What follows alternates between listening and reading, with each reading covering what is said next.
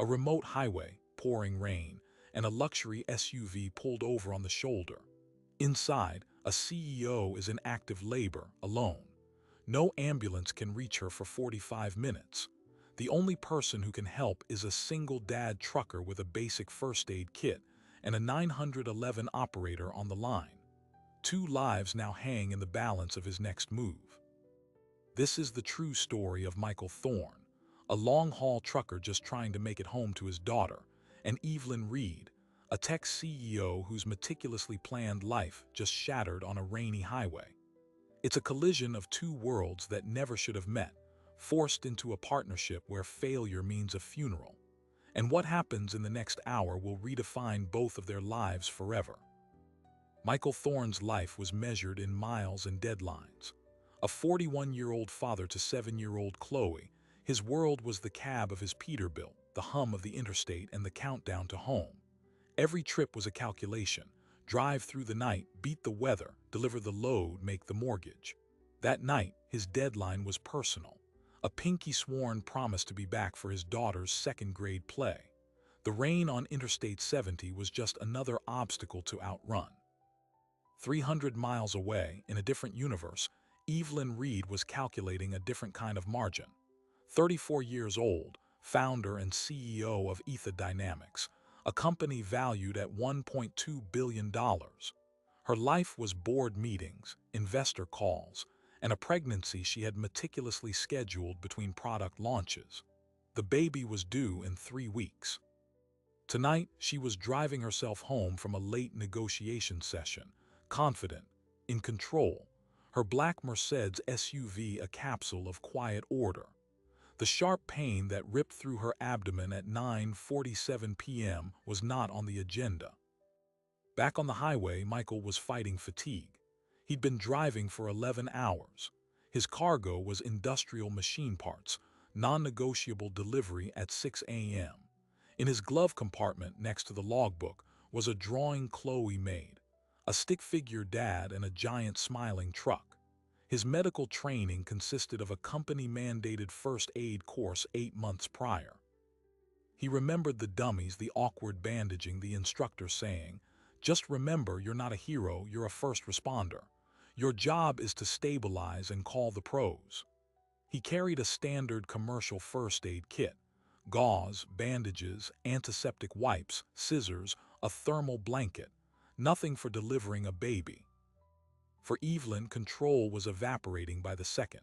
The contractions, when they started, weren't the gradual build she'd read about. They were immediate, intense, and 5 minutes apart. Panic, a foreign sensation, flooded her system. She pulled over onto the narrow, dark shoulder, her hands shaking too badly to keep the car on the road. She fumbled for her phone, one bar of signal. She dialed 911. The dispatcher's voice was calm, but the news was not. The nearest ambulance was 42 minutes out. A multi-vehicle accident on the other side of the county had tied up all available units. "Try to stay calm, ma'am. Help is coming." 42 minutes. She looked at the relentless rain, the empty black ribbon of highway stretching in both directions. The next contraction hit, stealing her breath. She wasn't going to make it 42 seconds.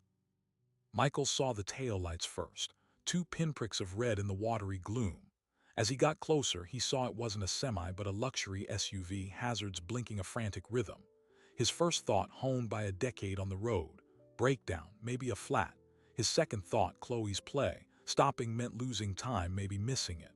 The old rule echoed in his head: never stop for strangers at night. But another rule, deeper, one planted the day he became a father, overruled it. What if that was someone's mom? He signaled, let his rig rumble to a stop 100 yards ahead.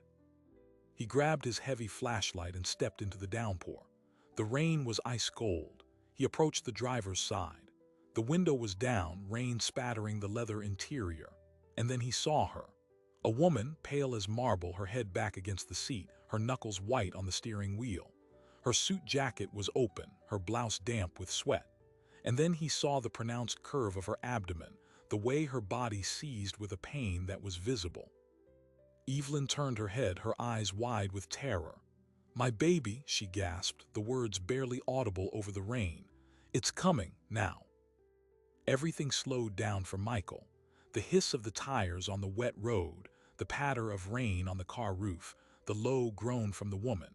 This wasn't a flat tire. This was the one scenario his basic first aid manual didn't cover. The call the pros part had already failed.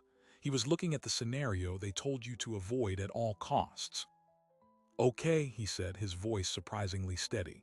It was the voice he used when Chloe had a nightmare. "Okay, we're okay, I'm calling for help." He pulled out his phone, no signal, of course. This stretch was a dead zone. The isolation was now absolute. It was just him, a stranger in labor and a highway to nowhere. He made a decision in that instant. It wasn't heroic, it was mathematical. No help was coming, therefore he was the help. "Ma'am, my name is Michael. I'm going to help you, but I need you to work with me, okay?" Evelyn could only nod, another contraction building. "I need you to climb into the back seat, more room." Moving her was a struggle. She was heavy, awkward, and in tremendous pain. He supported her weight, his mind racing. What did he know? Keep her calm, keep her warm. Don't let the baby hit the floor. He got her settled in the back, legs up on the seat. He ran back to his truck, his heart hammering against his ribs. He flung open the door, grabbed the first aid kit and the thermal blanket. He also grabbed the cleanest thing he had, the spare t-shirt from his duffel bag. As he ran back, the facts assembled in a cold, stark list. He had sterile gauze. He had scissors. He had a blanket.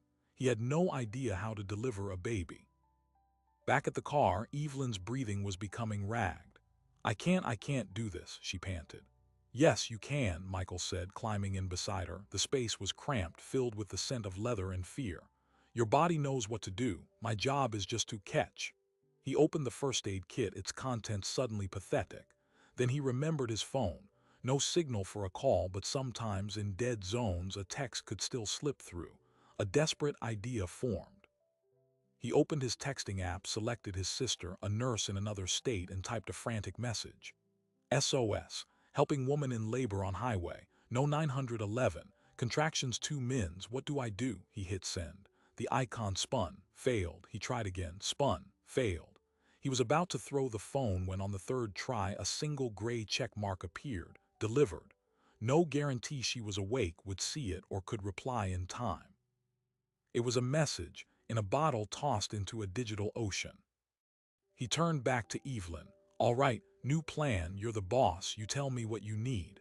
But Evelyn was past giving orders. She was in the primitive, all-consuming grip of labor. Her water broke, a warm flood soaking into the leather seats. The timeline in Michael's head compressed from minutes to seconds. This was happening. Now. His phone buzzed. He nearly dropped it, a text from his sister. "JENNOH God, okay, listen. Wash hands, W antiseptic if you have, support her back, do not pull, when head shows, support it, clear mouth nose, W clean cloth, it will turn, shoulders next, catch, wrap immediately, keep baby skin to skin on mom's chest, do not cut cord, wait for help, you can do this." A lifeline, a series of commands. Michael read it once, twice, committing it to memory. He fumbled with the antiseptic wipes, scrubbing his hands and forearms. He wedged himself behind Evelyn, supporting her weight against him. "You push when you need to," he whispered. "I've got you. I'm not going anywhere." The next 20 minutes were a blur of pain, effort, and guided instinct. Michael followed the texted instructions like a sacred text. He supported, he encouraged, he wiped Evelyn's forehead with his t-shirt. And then he saw it, a crown of dark, wet hair. "I see the head," he said, all cutting through his terror. "You're doing it." With one final, guttural push from Evelyn, the baby slid into Michael's waiting, trembling hands. A tiny, slippery, blue-tinged boy. He was utterly still. The world stopped. The instruction clear mouth and nose flashed in Michael's mind. He grabbed a corner of the clean t-shirt and gently wiped the baby's face. Nothing. No cry, no movement. He gave a gentle rub on the back. Nothing. Evelyn was sobbing. "Is he okay? Is he breathing?" Michael's own breath caught. He looked at this perfect, silent little human in his hands, and every fear he'd ever had for his own child crystallized into this single, horrifying moment. He had done everything right, followed every step, and it wasn't enough. The baby wasn't breathing. In the silence that followed, Michael Thorne's training switched on. It wasn't the first aid course. It was the memory of a pediatric CPR video he'd watched with Chloe, the one about infant choking. The instructions were clear. If the baby is not breathing, stimulate, then breathe. He placed the baby on the thermal blanket on the car seat. With 2 fingers, he gave a firm rub along the spine. Nothing. He tilted the tiny head back slightly, covered the baby's mouth and nose with his own mouth, and gave 2 gentle puffs of air.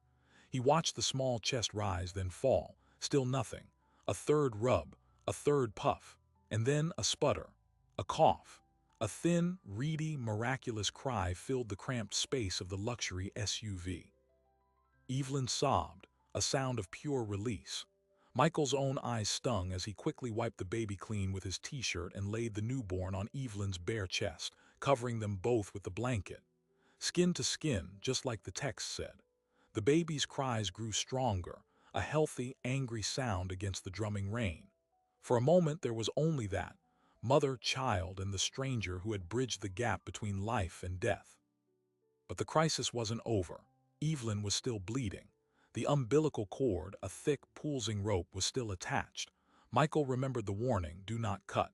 He used a strip of gauze to gently tie off the cord a few inches from the baby, just to be safe. He kept pressure on Evelyn with clean pads, his hands steady even as his own body trembled with adrenaline crash. They waited. The clock on the dashboard read 10:32 p.m. The ambulance was still 20 minutes out. In that lull, a new kind of intimacy settled. His name is Leo, Evelyn whispered, her fingers tracing the baby's cheek. Thank you, Michael. He just nodded, unable to find words. He watched them, this billionaire CEO and her newborn son, in the back of a $200,000 car that now smelled of birth and antiseptic. The class divide meant nothing here. They were just people who had survived. When the ambulance finally arrived, its red and blue lights painting the rain in frantic colors, the scene was one of controlled chaos. Paramedics took over, their professionalism a stark contrast to the raw, improvised miracle they found. They cut the cord properly, bundled Evelyn and Leo onto a gurney, and started an IV. One paramedic, a woman with kind eyes, turned to Michael. You did this, he nodded, suddenly aware of the blood on his hands and shirt. With text instructions from my sister, he said, his voice hoarse. The paramedic shook her head in disbelief. That's something else. You saved 2 lives tonight. As the ambulance doors closed, Evelyn reached out, grabbing Michael's hand. Her grip was weak but urgent. Find me, she said. Promise you'll find me. He promised. Then they were gone, sirens fading into the night. Michael was left alone on the shoulder with his truck, the empty Mercedes, and the quiet aftermath of a storm. He didn't make it home for the play. He arrived at his small modular home at 3 a.m., exhausted, hollowed out. He showered, the hot water failing to wash away the feeling of that tiny life in his hands. He checked on Chloe, sleeping peacefully, her play costume laid out on a chair. He felt a pang of guilt, then a surge of protectiveness so fierce it stole his breath. He had helped bring a life into the world. The weight of that responsibility was immense. The next day, he reported the incident to his trucking company. They were concerned about liability, about the delay. They took a statement and told him to take a mandatory 48-hour leave for psychological evaluation. The world of logistics and deadlines was reasserting itself, trying to process an event it had no framework for. Meanwhile, at Crestwood Memorial Hospital, Evelyn Reed was recovering in a private suite. Her company's public relations team was already crafting a statement. The story was too sensational to contain. A tech CEO gives birth on a highway assisted by a trucker. It had every element: drama, danger, and irresistible class juxtaposition. By that afternoon, the local news had the basics. By evening, it was trending nationally. Michael's phone began to buzz, first local reporters, then national outlets. He ignored them. He spent the day with Chloe, trying to explain why he missed her play. You helped a lady have her baby, she asked, her eyes wide. That's cooler than a play, Dad. Her simple acceptance was his anchor. But the media machine was just warming up. The narrative crystallized quickly. Billionaire CEO saved by blue-collar angel. The headlines wrote themselves. Talk shows wanted the hero trucker. News channels offered paid interviews. A GoFundMe was started by strangers for Michael, which he immediately asked to be taken down. He didn't want money. He wanted to forget the terror in Evelyn's eyes, the awful stillness of the baby before that first cry. Then, 4 days after the event, a courier arrived at his door with a thick, cream-colored envelope. Inside was a handwritten note on expensive stationery. Michael, words are insufficient. You gave me my son. You gave me my life. I would like to thank you in person and discuss how I might properly express my gratitude. My driver will pick you up tomorrow at 10 a.m. if you are willing. Evelyn Reed. Attached was a business card and a first-class plane ticket to San Francisco. The gesture was grand, effortless, a reminder of the chasm between their realities. Chloe was at school. Michael stared at the ticket. Part of him wanted to throw it away. To say the thank you was enough, but he had promised her he'd find her, and he was curious. Who was this woman whose life had briefly, violently intersected with his? He went. The private car, the airport lounge, the flight where they addressed him by name. It was a world of silent, efficient luxury that felt alien. He was met at San Francisco International by another driver who took him to the Ether Dynamics headquarters, a sleek glass tower that seemed to touch the clouds. Evelyn's office was not an office. It was a panoramic command center overlooking the bay. She stood by the window, dressed in a simple but elegant dress, a world away from the desperate woman in the Mercedes. She turned, and he saw the same intensity in her eyes, now channeled into a CEO's focus. "Michael," she said, crossing the room and embracing him. It was brief, formal, but genuine. "Thank you for coming." They sat. She offered him coffee, water. He took water. "How's Leo?" he asked. Her face softened. "Perfect. He's home with a nurse. He's perfect. Because of you." She paused, choosing her words with the precision of someone used to high-stakes negotiations. "I've had my legal team draw up a few options. A cash gift. A trust fund for your daughter's education. A position here at Ether in our logistics division. Your on-the-ground experience would be invaluable. Or if you prefer, the capital to start your own trucking company. You choose. Any of them, all of them." The numbers she mentioned were life-changing. 7 figures, enough to pay off his mortgage, Chloe's college, and retire the debt his late wife's medical bills had left. It was a king's ransom of gratitude. Michael felt the room tilt slightly. This was the fairy tale ending, the hero's reward. But something felt wrong. The transaction felt too clean. It sanitized the bloody, rainy, terrifying truth of what had happened. He hadn't done it for a reward. He had done it because there was no one else. To take her money felt like selling the most profound moment of his life, second only to the birth of his own child. "It's incredibly generous, Evelyn," he said slowly, "but I can't." She was taken aback. CEOs are not often told no. "Why? It's the least I can do. You have to let me do this." "I don't have to," he said, meeting her gaze. "You asked me to find you. I'm here. I saw Leo is okay. That's the thank you." He stood up. "The money, it would just complicate things for me, for my daughter." Evelyn studied him, a new respect dawning in her eyes. She saw not a charity case, but a man with a code. "Then let me do something else," she said, a new idea forming. "A different kind of investment, not in you, but in what you represent." She walked to her desk, her mind racing. What if we told the real story, not the media fairy tale? The messy, scary, real story of what happens when systems fail and people have to step up. What if we used my platform to push for better emergency training for commercial drivers, for improved cell service on highways, for public awareness of how to handle exactly what you handled? This was different. This wasn't a payoff. It was a partnership, a purpose. Michael sat back down. "What are you thinking?" "A foundation," she said, the vision crystallizing. "The Leo Foundation, funding free advanced first responder training for truckers and first aid kits that actually have obstetric supplies. Using my company's tech to prototype better emergency beacon devices for dead zones." She leaned forward. "And I want you to help me run it, not as a figurehead, as the director of training.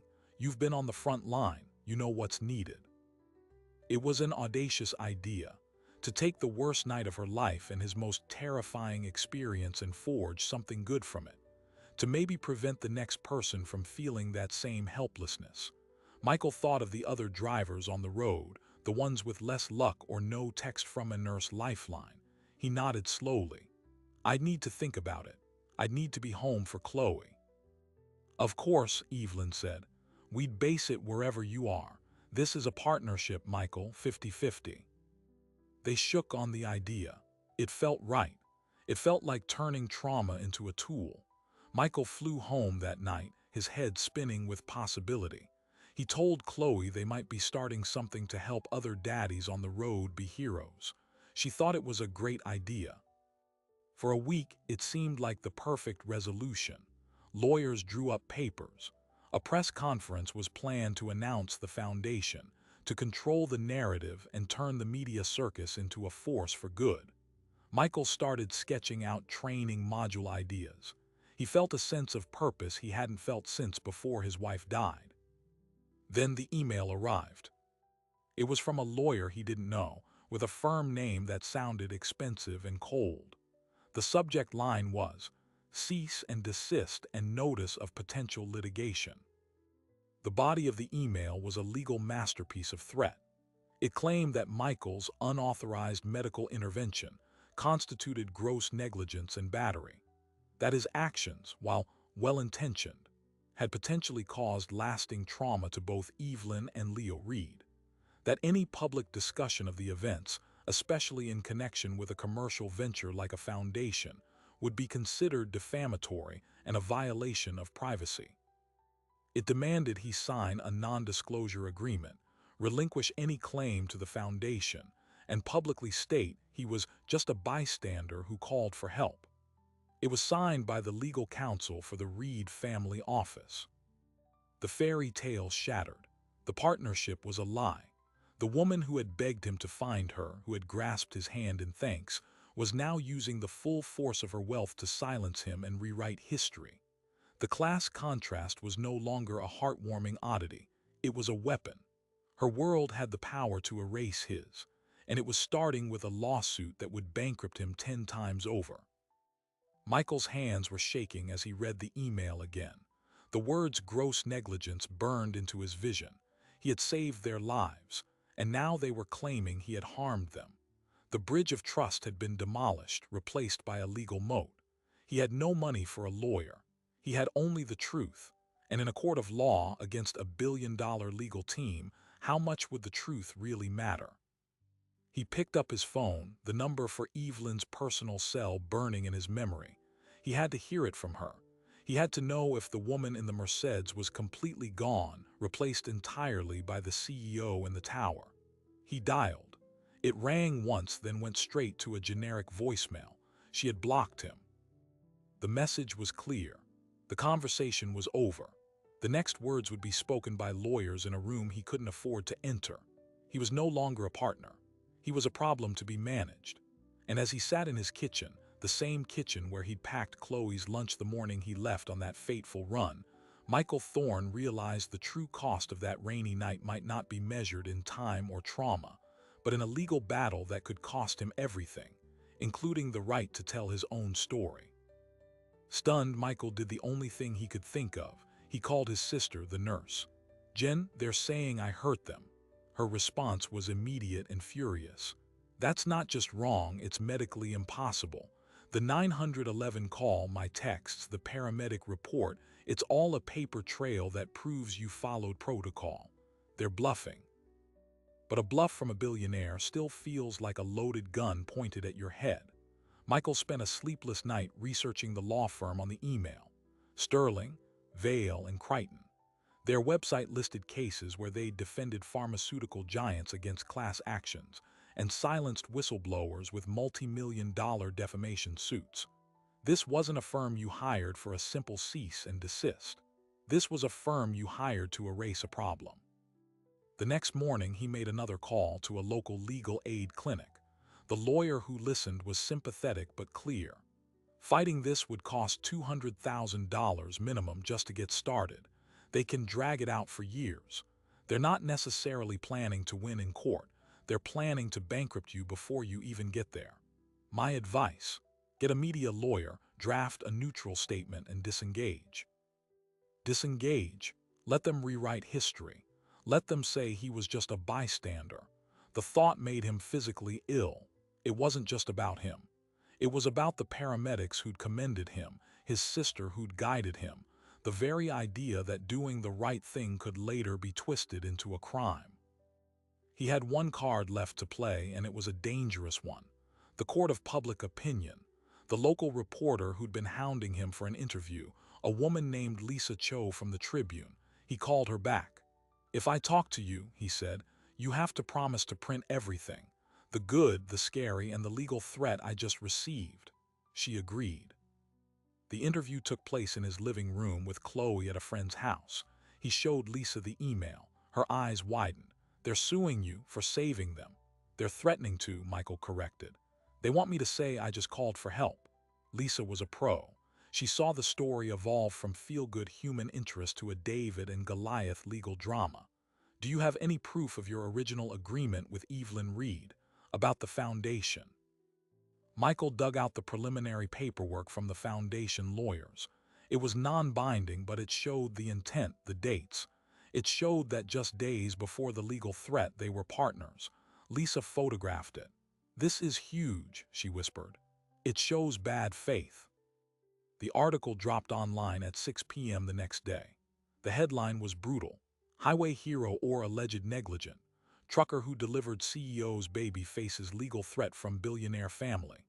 It included quotes from Michael, a summary of the legal threat, and crucially, a statement from the lead paramedic that night, who went on record saying, "Mr. Thorne's actions were textbook perfect under the circumstances.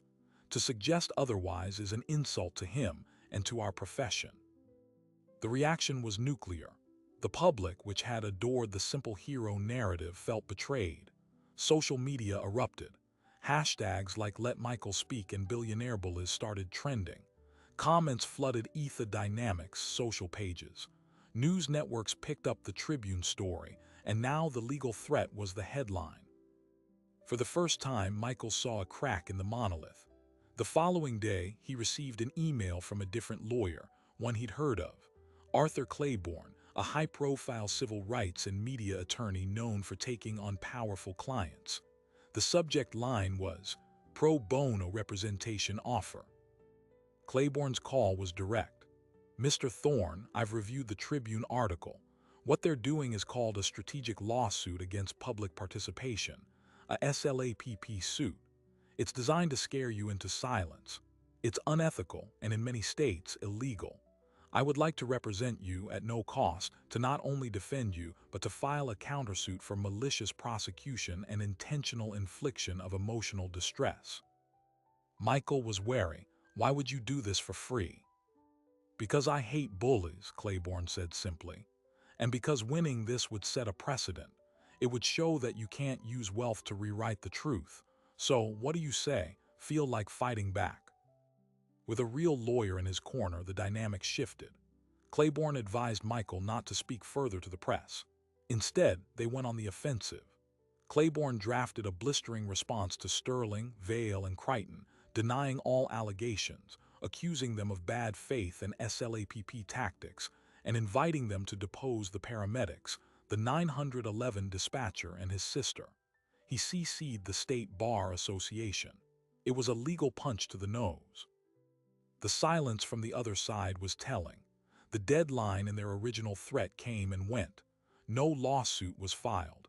Instead, a week later, Michael received a letter, hand-delivered. It was from Evelyn Reed, not from her lawyers, her personal stationery. "Michael, we need to talk.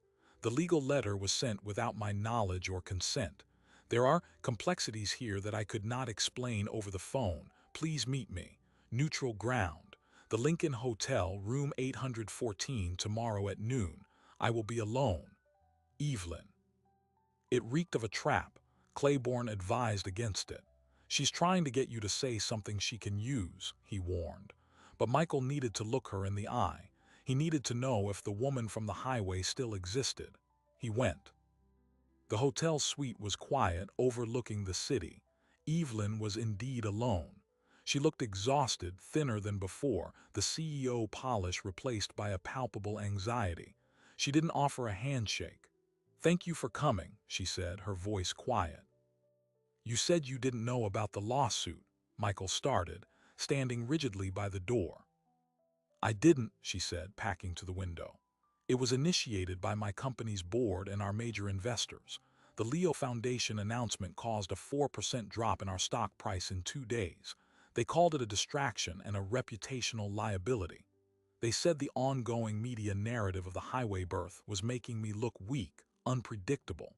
Their solution was to sanitize the story, to make it go away. The legal threat was their way of making it go away. I was presented with it as a asterisk fait accompli asterisk." Michael processed this. The enemy wasn't just Evelyn, it was the machine around her, the cold calculus of shareholder value. "So you let them," he stated. "I tried to stop it," she snapped, turning to face him, her eyes flashing with a familiar fire. "But when you control 51% of the company, you don't get a vote, Michael. You get an ultimatum. Halt the foundation and manage the narrative, or face a vote to remove me as CEO. Etha is my life's work. It's Leo's future." I froze. The confession laid bare her own powerlessness. She was a prisoner in her own tower. "So you sacrificed me instead," he said, the bitterness finally surfacing. I thought the legal letter would just scare you into quiet. I didn't think you'd fight back. I didn't think you asterisk could asterisk." She sounded almost ashamed to admit it. "But you did. And now the board is in panic mode. The bad press is worse than the original story." "What do you want from me now, Evelyn?" Michael asked, weary of the chess game. "I want to fix it," she said, stepping closer.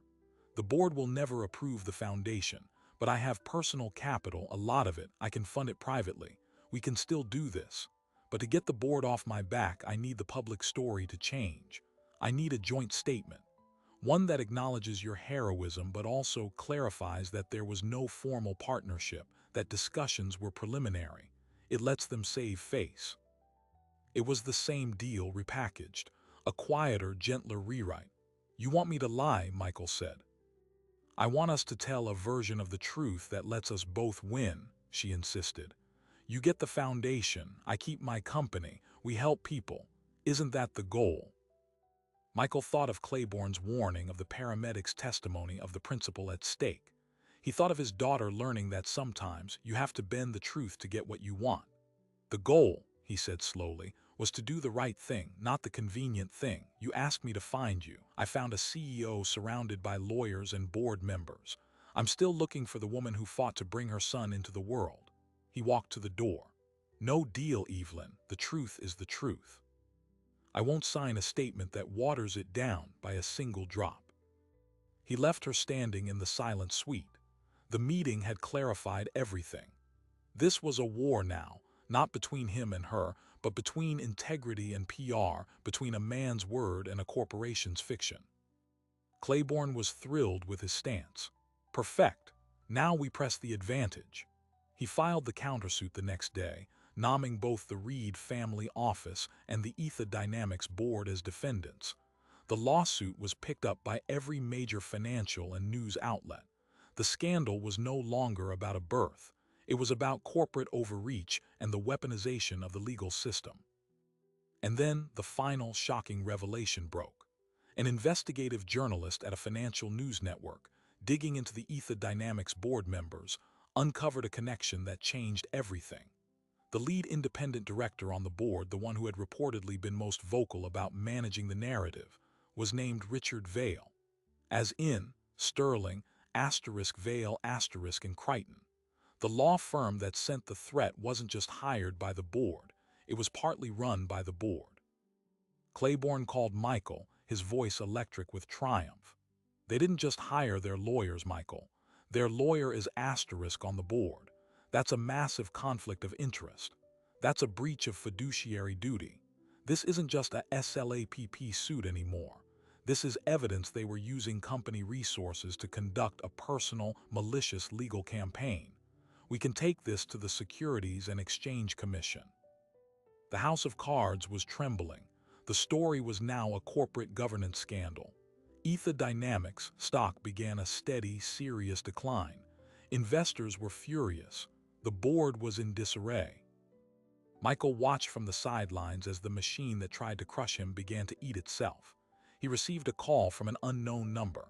It was a member of the Ether board, a minority voice who had opposed the legal strategy. "Mr. Thorne," the man said, his voice hushed. "A faction is forming to call for an emergency vote, to remove Vale from the board and settle your suit. Evelyn is finally rallying them, but she needs something from you, a gesture of goodwill." "What gesture?" Michael asked, suspicious. "If she wins the vote and regains control, will you drop the countersuit? Will you sit down with her, just the two of you, and design that foundation for real? No lawyers, no board, no statements." It was a chance to end the war and get what they'd originally wanted, but the trust was shattered. Could it be rebuilt? Michael looked at the drawing Chloe had made of him as a hero. He wasn't a hero. He was just a man who'd done his job. Maybe that was enough. "Tell her," Michael said, "the meeting place is the roadside where it all happened. No limos, no hotels. She meets me there, then we'll talk." He hung up. The battle was perhaps ending, but the harder work of building something real from the wreckage was just beginning. And it would start not in a boardroom, but on a rainy stretch of empty highway, where two strangers had once faced life and death together, before the world and its complicated machinery got in the way. The meeting was set for a Tuesday afternoon. Michael arrived early, parking his personal pickup truck in the exact gravel pullout where her Mercedes had been. The highway was quiet in the daylight, just the steady hum of distant traffic. The rain was gone, replaced by a sharp, clear sky. He waited, wondering if she would actually come. At 12 o'clock exactly, a modest sedan, not a luxury car, pulled in behind him. Evelyn got out alone. She wore jeans and a sweater, her hair in a simple ponytail. No entourage, no driver. She walked toward him, her hands shoved in her pockets, looking at the asphalt where their lives had collided. "It looks different in the sun," she said, her voice quiet. "Everything does," Michael replied. They stood in silence for a moment, the ghosts of that night between them. Evelyn spoke first. "The vote happened this morning. Richard Vale was removed from the board. The motion to settle with you passed. The legal threat is being formally withdrawn today, and a public apology will be issued by the company." Michael nodded, absorbing it. "And you?" "I remain CEO, but it's contingent. The board has mandated a co-leadership structure. I'm sharing the role with our COO." She looked at him, her expression raw. "It's a demotion, and it's fair." "I'm sorry," Michael said and meant it. "Don't be, it was the price. A lower price than the one they wanted you to pay." She took a deep breath. "I was wrong, Michael, not just about the lawyers. I was wrong to think I could manage what happened here like a PR problem. I was wrong to think my world's rules applied to this." She gestured to the empty road. "You asked me to find the woman from the highway. I think I lost her for a while. In the boardroom, in the stock price, in the fear of losing everything I'd built. But she's here." Michael saw the sincerity in her eyes. It was the same look she'd given him when he promised not to leave her. "So what now?" he asked. "Now, if you're still willing, we build the foundation, privately funded by me. You run it your way. No board oversight, no corporate messaging. Just helping people like you helped me. The real story, not the managed one." He had come prepared to say no, to walk away for good, but hearing her say the real story changed something. This wasn't the CEO offering a deal. This was the mother of Leo trying to make amends. "On two conditions," he said. "One, we call it something else, not the Leo Foundation. That feels, I don't know, like branding. We call it the First Response Roadside Fund." Evelyn smiled, a real unguarded smile. "I like that. And the second condition. You come to one of the first training sessions, not as a speaker, as a participant. You learn what you would have needed to know if I hadn't stopped." She didn't hesitate. "Deal." They shook hands on the shoulder of Interstate 70, a pact made far from lawyers and boardrooms.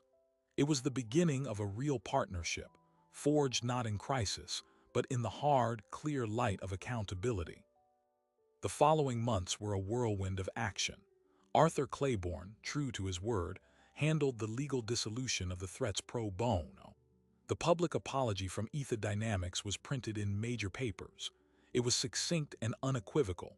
We erroneously and improperly challenged the actions of Michael Thorne, who acted with profound courage and skill. We retract all implications against him and thank him for his heroism. With the legal cloud gone, Michael and Evelyn worked. They set up the First Response Roadside Fund as a nonprofit. Evelyn provided the seed capital, $2 million from her personal wealth. Michael designed the curriculum. He brought in his sister Jen, the paramedic from that night, and a retired emergency room doctor to create a certified course, Emergency Childbirth and Trauma Response for Commercial Drivers. The first training was held in a union hall near Michael's hometown. 23 truckers signed up, and true to her word, Evelyn Reed was there, sitting in the third row in jeans, taking notes. She practiced on the medical dummies, learned how to tie a proper tourniquet, and listened as Michael taught the module he called the psychology of the stopper, overcoming the bystander effect.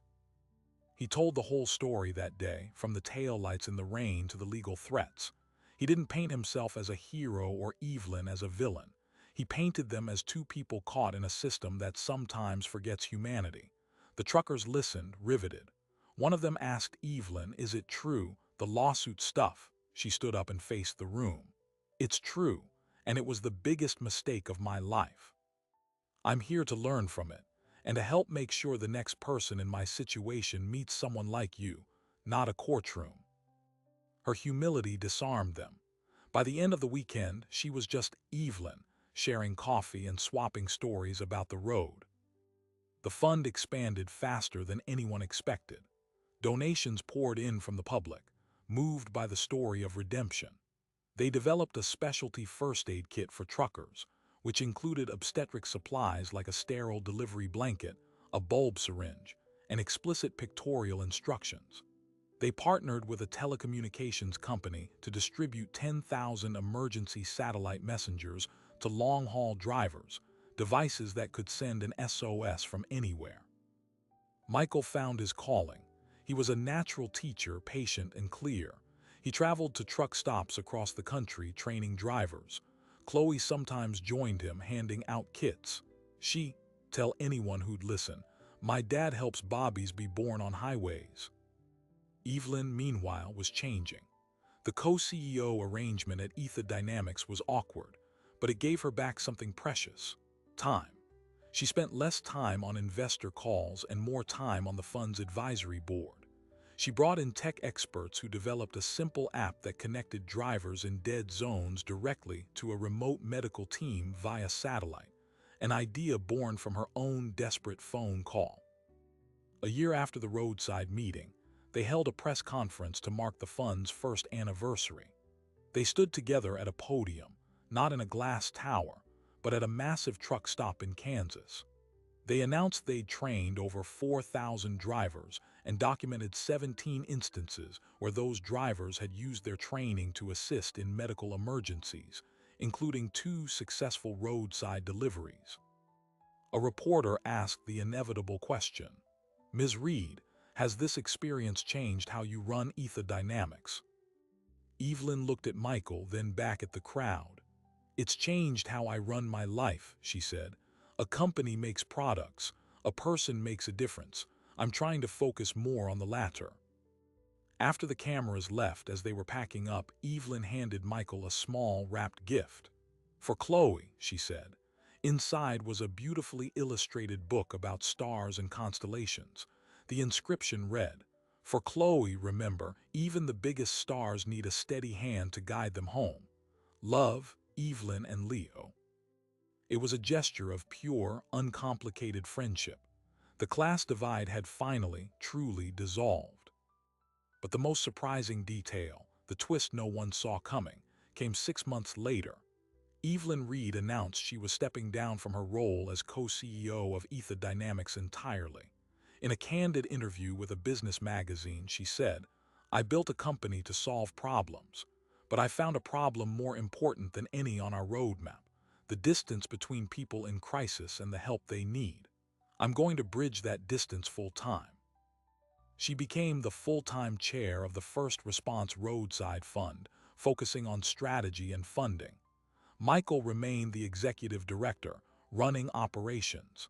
They were a perfect team: her vision and resources, his ground truth experience and credibility.